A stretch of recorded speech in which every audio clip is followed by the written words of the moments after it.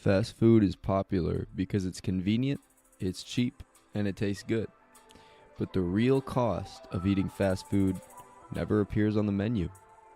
Eric Schlosser.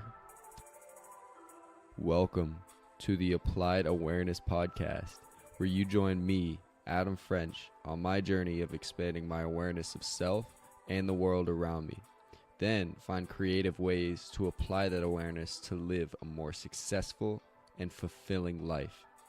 In this episode, I'm very excited to do a deep dive into the American food industry. How did it get to where it is now? What market and political forces shaped the industry? What effects is it having on our society, environment, and economy? All of these questions will be answered. I describe how the post-World War II military industry machine absorbed the food production industry and how policy changes in the 1970s shifted our system towards producing huge surpluses of crops through mechanization and monocropping, and how government subsidies enabled the reliance of the food industry on fossil fuels to operate how it operates currently. I talk about the hidden costs of our food and how the industry has made a fortune by exploiting the misaligned incentives shaped by capitalism and market forces. This exploitation of these forces has caused a lot of disease, food-related disease, economic backlash from the healthcare sector, and a collective disconnection from our food as a society. So I talk about all of this, and I reveal some really shocking statistics that illustrate the negative effect of the food industry as it is in America today. And at the end, I wrap up by giving all of you kind of a plan of action for how to change that on an individual level. So it's going to be a lot of valuable information, a lot of really interesting stuff. I did so much research for this. I had 6 pages or something in my outline. So I think there's going to be a lot to learn from this one. I'm really excited to go through it because I haven't been able to rant uninterrupted about the food industry for a while, and that's something I wanted to do. So very excited. Let's get started.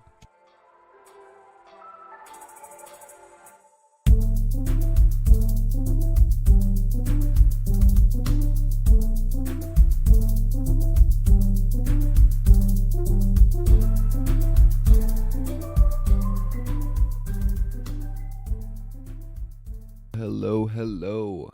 How is everybody doing today? Here in somewhere in the campus of ASU, finally found a nice quiet place that I can sit down uninterrupted and talk about the food industry. So before I launch into everything, I want you to think real quick. Close your eyes. If you can't close your eyes, if you're driving, just picture this and think about the last few things you ate and ask yourself, do you know where they came from? Beyond the grocery store, obviously. What were the ingredients in what you ate? And where do you think those ingredients were sourced? I bet it got really cloudy after that last question. Where does your food come from? Where is it grown? Where is it produced? Where is it processed? No one really knows. I don't know. I mean, even after doing research, like I couldn't say conclusively, like, oh, it's in this factory, in this place. It's difficult to trace. And it's even conceptually difficult to grasp all the different, when you're eating a granola bar, like, what is in that? You know, there are like 18 different ingredients. Where do they all come from? It's crazy, right? So I'm trying to raise the curtain a little bit in this episode and talk about all the different factors that went into shaping the food industry and where it is currently in terms of food production, food processing, and what corporations are the biggest ones and what they do, how they operate. So just keep that in the back of your mind. Where does my food come from? And hopefully that picture gets clear as this episode progresses, because there's a lot of stuff. There's a lot of very complicated things behind the shaping of our food industry. It's incredibly surprising because food, it's kind of this simple thing. We don't think about food as a overly complex topic. It's just something you eat to fuel your body. You eat green stuff is good, and it shouldn't be that complicated. But it is because of capitalism and greed. I'm not trying to hate on capitalism here, but I'm saying I think as we go through this episode, you'll realize there's a fundamental disconnect there's a fundamental misalignment of incentives when you talk about agriculture and food production and capitalism. Because capitalism incentivizes you to get people to buy and consume more of your product so you can sell more. But food is different because people get full, especially if they're eating good food. They get full, they get satisfied. So, the goal of being a good food producer is to nourish and sustain so people don't need more food, so they have enough. But in a business, the purpose is to sell more products. See the disconnect there? It's going to get pretty tricky here. So, let's do it. Let's start it. Where did the modern food industry start? When did it start taking the form of this industrialized, mechanized, monocropped, vast fields of corn? When you drive through Iowa, there's nothing else but corn. How did it get that way?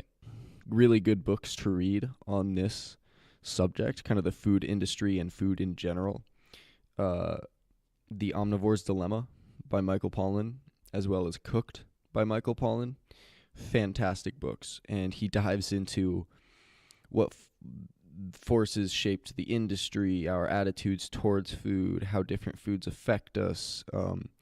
So much depth to his work.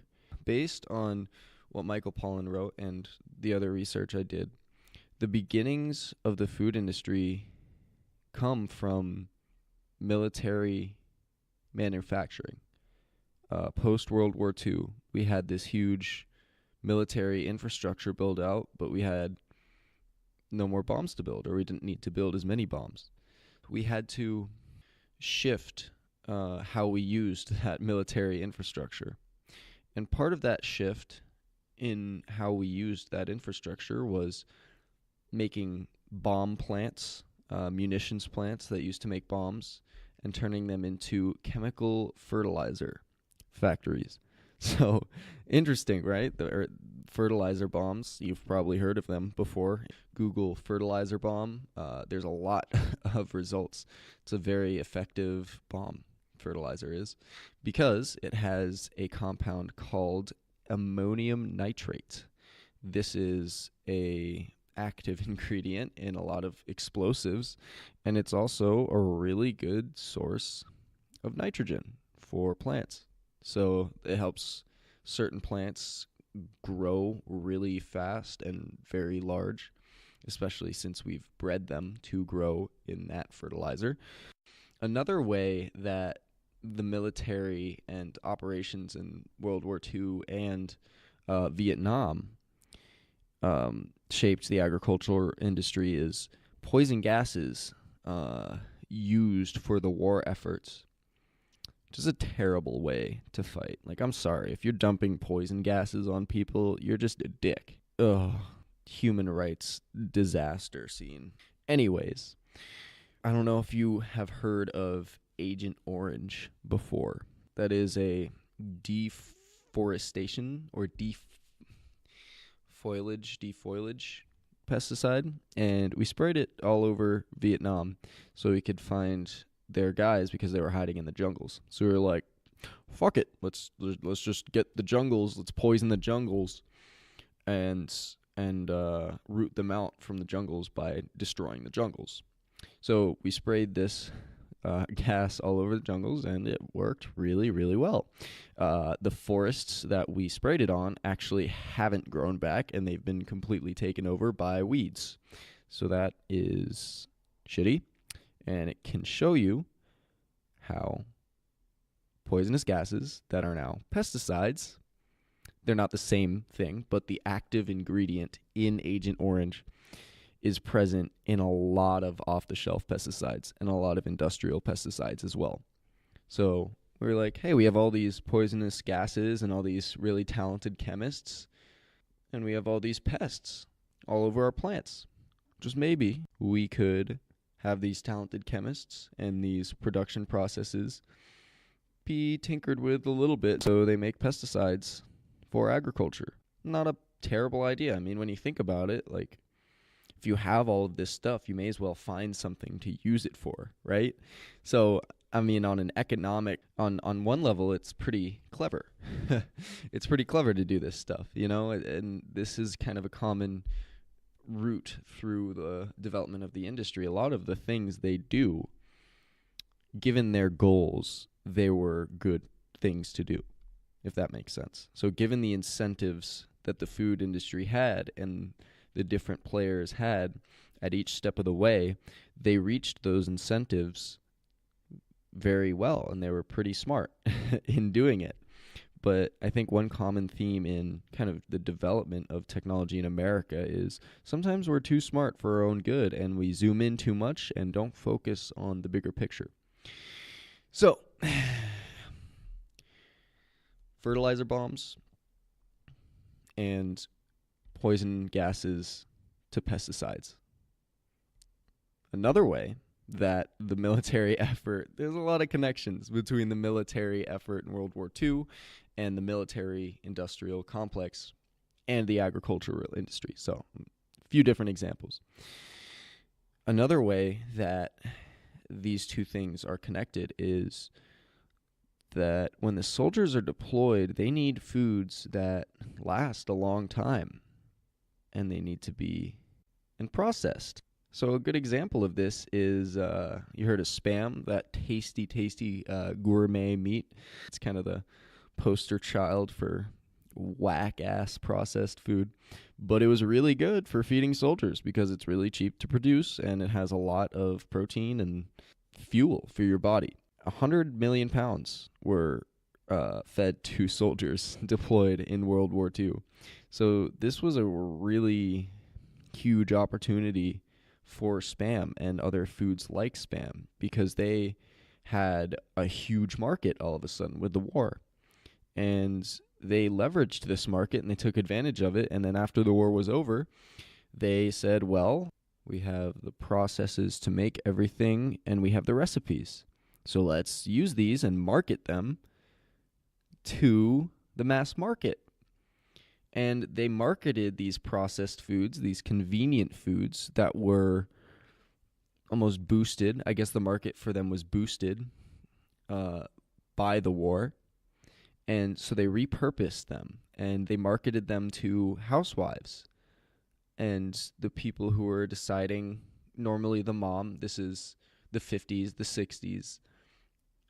So they were marketing towards the people who ran the house. And they marketed it in a really clever way. Again, they're really smart. They're really smart people. They marketed these processed foods to housewives under the value proposition of feminism. They said, hey, you're doing all this time cooking.